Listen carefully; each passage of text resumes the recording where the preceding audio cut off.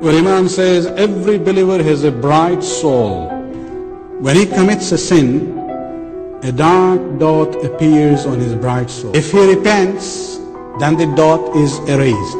If he persists in sins, the darkness will increase until it covers the entire soul.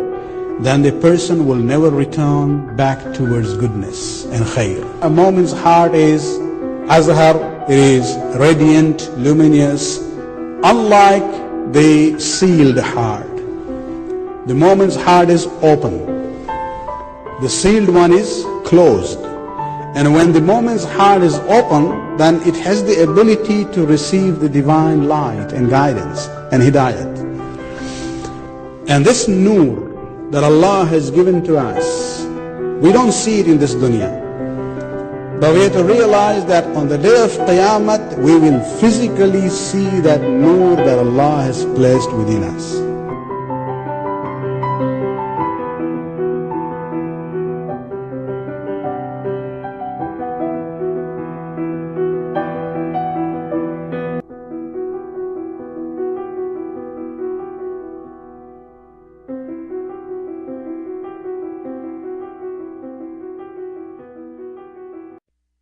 إن الله لا يغفر أن يشرك به ويغفر ما دون ذلك لمن يشاء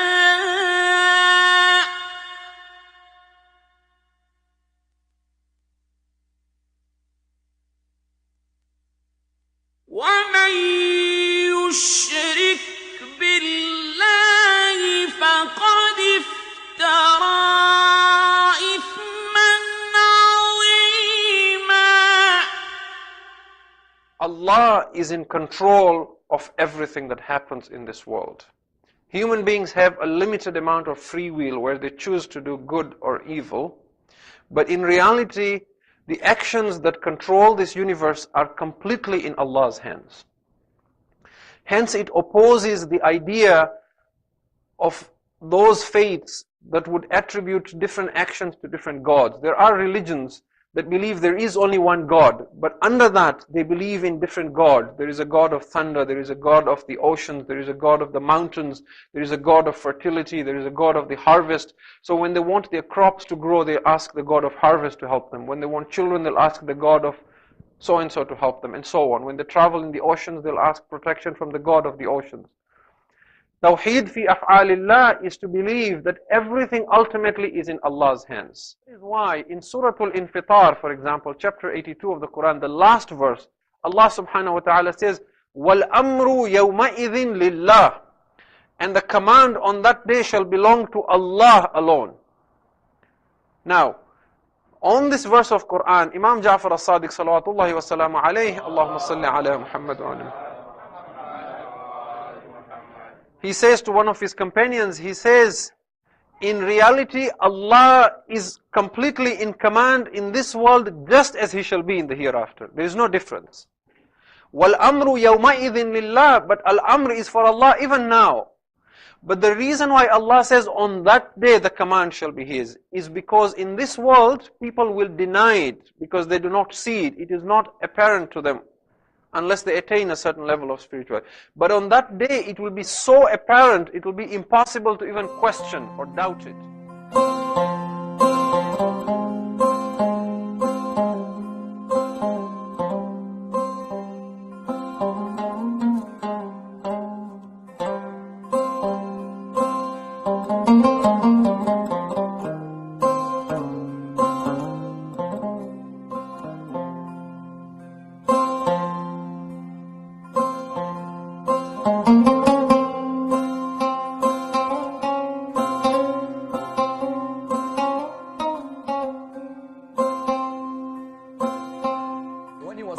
Statues, his uncle said to Ibrahim, you can't. He said to him, why my uncle? He said, you can't play with God like this. He said, what do you say? He said, you can't play with God. He said, what do you mean God? He said, this is what we see as God. This is our sustainer. This is that which protects us. What was he doing? He would go out in the middle of the night as a young man. He'd look up towards the skies.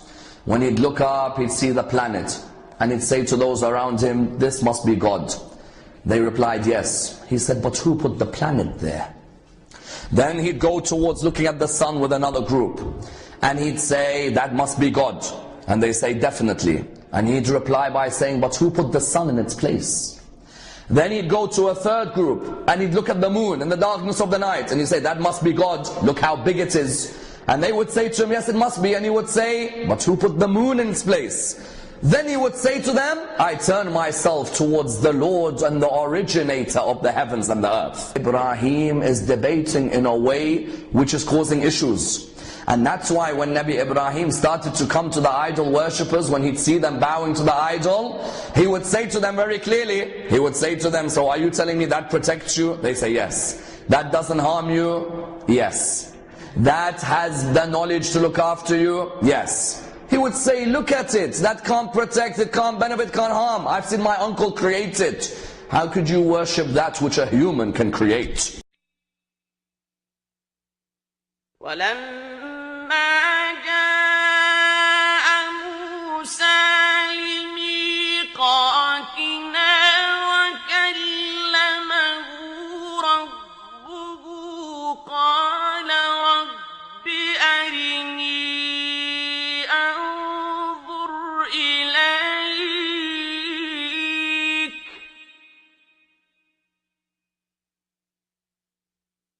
قال لن تراني ولكن انظر إلى الجبل فإن استقر مكانه فسوف تراني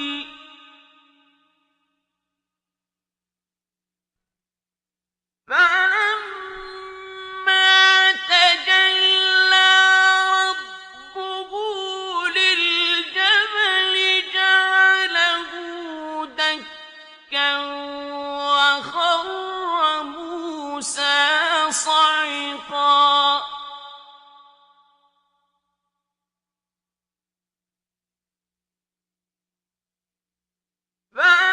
فلما أفاق قال سبحانك تبت إليك وأنا أول المؤمنين.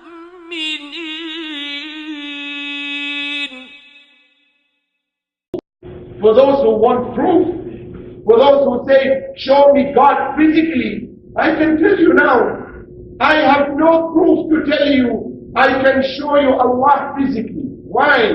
Because Allah is not a mass. He's not something that has volume. He's not something that has space. He's not something that has a weight. Why? Because all the things that I mentioned are created.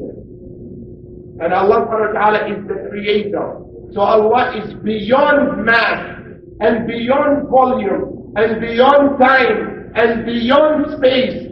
So He cannot be physically measured in the naked eye or seen by the naked eye. That's why in the case of Musa, salawatullah wa salamu alayhi wa ala nabiyyina wa alihi ma afdal as-salati wa atammu at-taslim, when the Israelites asked him that they should see Allah, they asked from Musa, we want to see Allah with our naked eye. Jahar. نريد أن نرى الله جهرة. So Musa, salamullah alayhi, went to Allah and he appealed to Allah and he said, Ya Allah, these people, they wanted to see you, like we see one another. He said, Ya Musa, innaka lan tarani. Yani Allah is telling Musa, a prophet, you will not see me. You will not, He made it open, you will not see me in as far as what these people want if you are talking about the physical form. But I shall reveal my majesty and power to the mountain. If that mountain could actually stand the power of my glory, Allah is not revealing Himself. He's saying, I will manifest my glory to the mountain. Yani one of God's attributes, the glory of Allah subhanahu wa ta'ala. I will manifest one of my glories to that mountain. And that mountain is the creation of Allah subhanahu wa ta'ala. If the mountain was able to sustain the ability to sustain and has the ability to withhold that glory, then you will see it. Then maybe you will see it. So فَلَمَّا تَجَلَّى رَبُّكَ لِلْجَبَلِ, when Allah revealed His glory before the mountain collapsed. The whole mountain collapsed. Because idol worshipping, according to Islam, brings about the most decayed soul in the human being. You know why? The idol worshipper, however much he in front of you sounds like a nice person, his soul is actually a soul which is never ever considered that that statue which it worships cannot benefit itself and cannot benefit him. Therefore, he is not only believing in ignorance, he is plagued by ignorance. It only takes a few seconds for me to look at the statue and say there's no way this can be worshipped. But when I as an idol worshipper insist that this statue is greater than anything around me, that's when you know I have an energy around me which can harm others. فَجَعَلَهُمْ جُذَاذًا إِلَّا كَبِيرًا لَهُمْ. Nabi Ibrahim broke all the idols except which one? Except the biggest one. إِلَّا كَبِيرًا لَهُمْ لعلهم إليه يرجعون. What they say? قالوا من فعل هذا بآلهتنا إنه لمن الظالمين. Who has done this to our idols? He is one of the what? One of the oppressed, the unjust ones. This is what they reply. قالوا سمعنا فتى يذكرهم يقال له إبراهيم. Do you know what they say? They say, go and bring that Ibrahim. All of you catch him. Everyone bring him now, let's burn him.